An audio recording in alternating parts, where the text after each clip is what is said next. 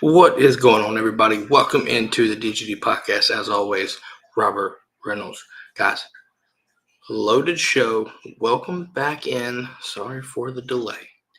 But there's been a lot of news recently that we have to talk about. I think the obvious one is Colbie Young reaching a plea deal, what that means for Georgia and Colbie Young for that matter. Also, Dawgs get a commitment. 2026 safety, Zach Fort from IMG. We're going to talk a little bit about that and what I think he brings to the class of 2026. And huge day tomorrow on February 1st, Junior Day. So we're going to talk that up too. Look who might be coming in, and it's loaded, folks.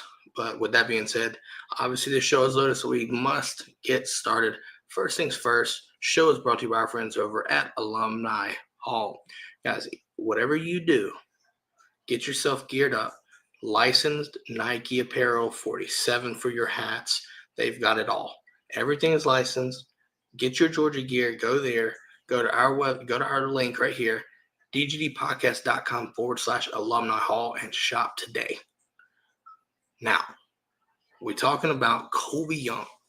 Missed most of the season due to the court situation. Come to find out Wednesday, he reaches a plea deal. But what does that mean? Does that mean that he will be reinstated? Well, we'll find out. My observation is I feel like he should. Kirby's already had him working out with the team. There shouldn't be any reason for him not to, but it hasn't been officialized yet. And once we do, I think we'll get our clarification and some closure there. But as a fan, one can only imagine what Colbie Young's presence in the 2025 offense will look like. I think you look at the situation like this. I think you got Noah Thomas from A&M coming in transfer, and you've got Zachariah Branch. And if you pair that with Colbie Young, that's dangerous, folks. And that's in a good way. Period. Absolutely, period. I can't fathom that. I've been very reserved in trying to hold back my excitement for this because I got excited last season. And next thing you know, it disappoints, and you left with a sour taste in your mouth.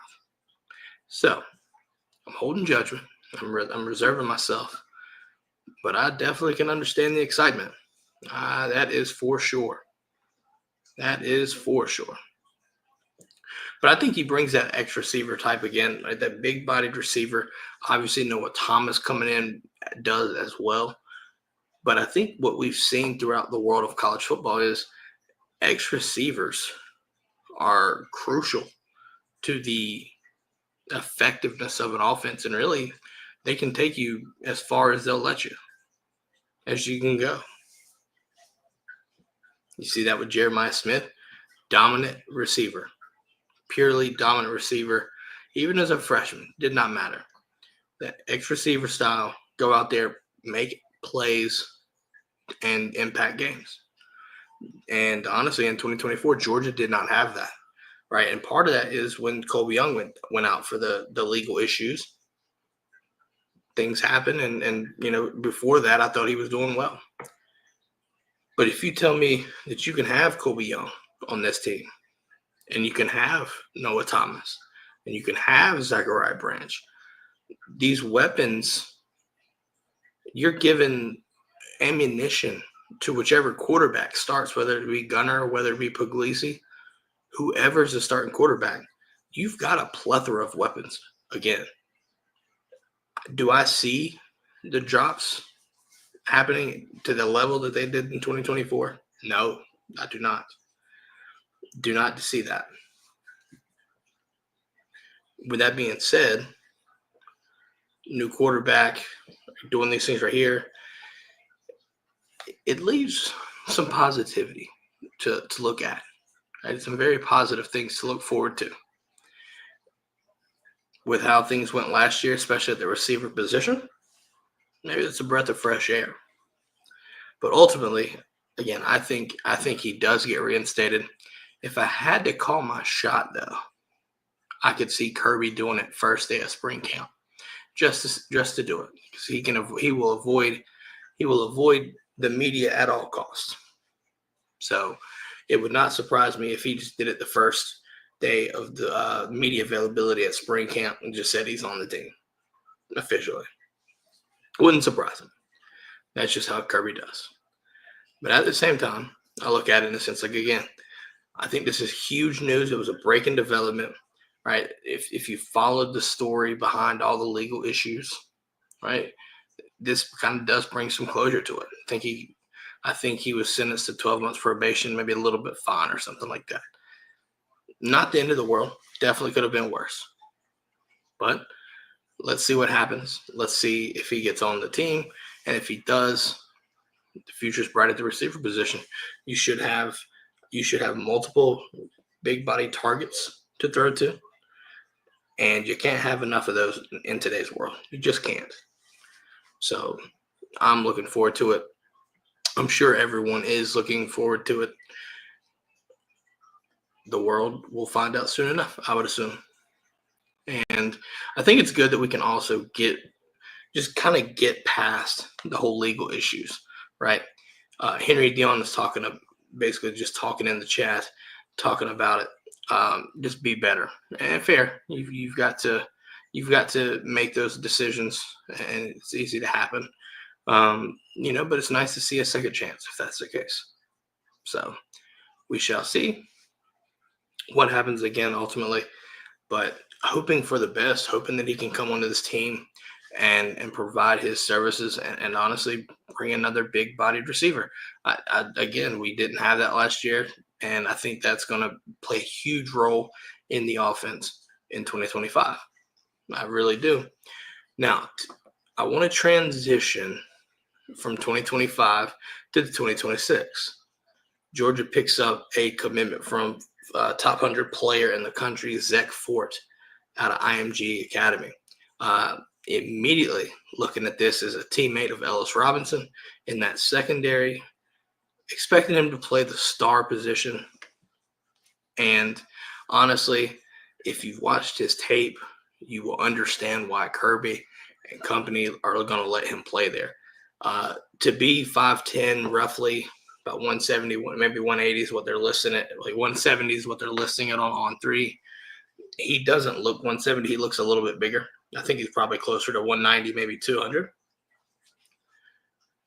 I immediately look at the physicality and the striking, and I understand why Kirby Smart got this guy out of Florida. I really do. Just turn the tape on and just watch it play.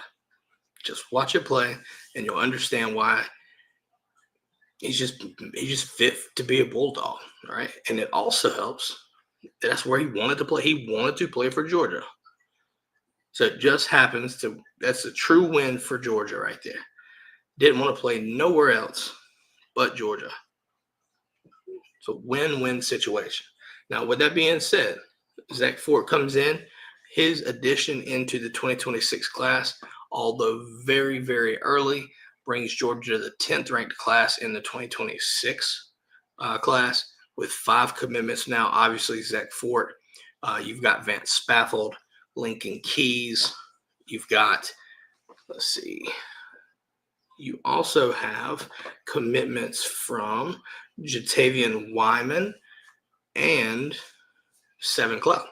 Now, if we're looking at the 2026 class, 5 deep right now, I think his addition is going to be very good. We needed that in the secondary badly. But if I want to take a peek back at the 2026 class so far, I'm still the most excited for Seven Cloud. He has been absolutely tearing it up at the JUCO level. Absolutely tearing it up. I'm looking forward to seeing him on the field. And I think in this class, it might be something where, you have to make sure that you hit on your commitments. This class can be looked at as kind of a somewhat down class. You've seen a lot of 27 2027 kids reclassified to the 26 class. Speaking of, if you will, you had a 2027 tight end come into the class of 2026, like I said, reclassifying, and that's Mark Bowman, Baby Brock, as they call him. So you go in, comes in without even a re-rank. Was one of the top players in the 2027 class, comes in and he's automatically the fourth tight end in the 26 class. Part of that will change with the re-ranks when they come out, but I still think it's interesting to note what that means. Right? What's that look like? It's going to be interesting because you've already got Lincoln Keys, but you've also in that tight end room alone, there's a plethora of guys you could look at. Could you go for Caden Prothro out of Bowden? You got Brock Harris out of Utah, and then obviously Mark Bowman. I think Mark Bowman is one of the kids that you have to take in this class. He's in my opinion, in this class, he's a must-have. Just a must-have. So, when I look at the 2026 class, you look at the must-haves. I think now that he's in the 2026 class, Mark Bowman is one of them. I also think Jared Curtis could be one of them. And I also think that you have to get Tyler Atkinson. I think there are no questions. You have to land Tyler Atkinson in this 2026 class. He is a difference maker. He is a game changer. He is everything that Georgia needs, and you have to land this kid in the 26 class. You just have to. Now, to be fair, I've been a very prominent figure here talking North Carolina recruiting in the 2026 class as well. And like I said, 2026 for North Carolina is very, very deep compared to most years. And when you look at it across the NCAA, I'm not just bringing Georgia specifically here. Obviously, North Carolina touts the number one player in the country with Faison Brandon out of Grimsley. But you've also got Oregon commit Kendra Harrison. You've got Georgia target, and Georgia has a really good shot at this guy, and that's PJ Dean out of West Forsyth up here in Clemens, North Carolina. And if you're not familiar with him, he has ties to Georgia through Jared Wilson. Jared Wilson also played at West Forsyth. They are family. So you have that situation right there. You've got another edge rusher. You got an edge rusher, Rodney Dunham, out of Myers Park in the Charlotte area. Aiden Harris, a D-line from Weddington, also in the Charlotte area. You also have Ekene Agboka, offensive tackle, brother of Nnamdi Agboka. Nnamdi Agboka's brother. Again, I think that's a kid that you can easily come in and make a play for. You've got other guys like Leo Delaney, interior offensive line, probably play a guard. You've got Xavier Griffin-Haynes, really good edge out of Rolesville, North Carolina. You've got Thomas Davis Jr. going to Notre Dame. Andrew Harris, brother of Aiden. You've got Keyshawn Stansel, right?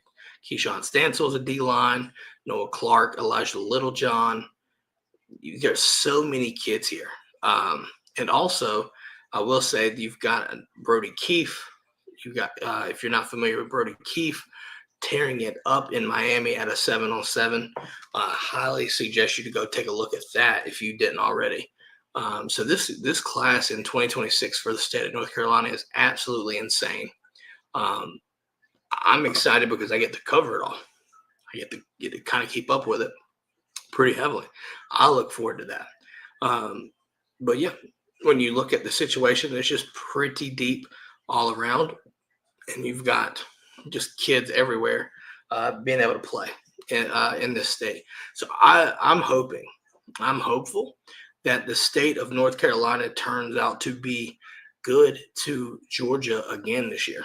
I really think that there's a possibility that happens, and I would love to see that happen for sure.